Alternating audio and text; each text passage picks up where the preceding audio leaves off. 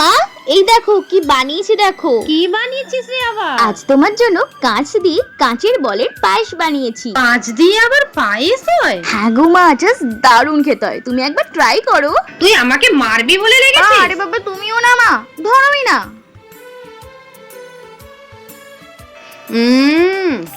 কেমন হয়েছে? এক কথায় সেরা। সত্যি? কিভাবে বানালি রে? চলো তাহলে।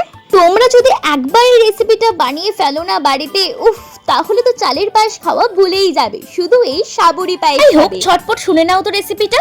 প্রথমে পরিমাণ মতন সাবু নিয়ে ভালো করে ধুয়ে নিতে হবে। তারপর আধ কাপ জল দিয়ে 15 থেকে 20 মিনিটের মতন ভিজিয়ে রাখতে হবে। ভিজে গেলে হাতের সাহায্যে চেপে চেপে মেখে নিতে হবে। এবার স্বাদ মতন 1 চিমটি নুন দিয়ে ভালোভাবে মিক্স করে নাও। এরপর হাতে সামান্য ঘি মেখে ছোট্ট ছোট্ট বলের মতন তৈরি করে নিতে হবে। এরপর একটা ফ্রাইং প্যানে গরুর দুধটাকে ভালো করে ফুটিয়ে নাও। ফুটে এলে তাতে স্বাদ মতন চিনি আর একটু এলাচ গুঁড়ো দিয়ে দেবো। তারপর একে একে সাবুদানা বলগুলো দুধের মধ্যে দিয়ে দাও, সঙ্গে সামান্য কেশর গোলা দুধ। আমাদের কাজ প্রায় শেষ। এবার গ্যাসের ফ্লেম একদম লো করে কিছুক্ষণ ফুটিয়ে নিলে রেডি হয়ে যাবে আজকে আমাদের দুর্দান্ত টেস্টি কাঁচের বলের পায়েস।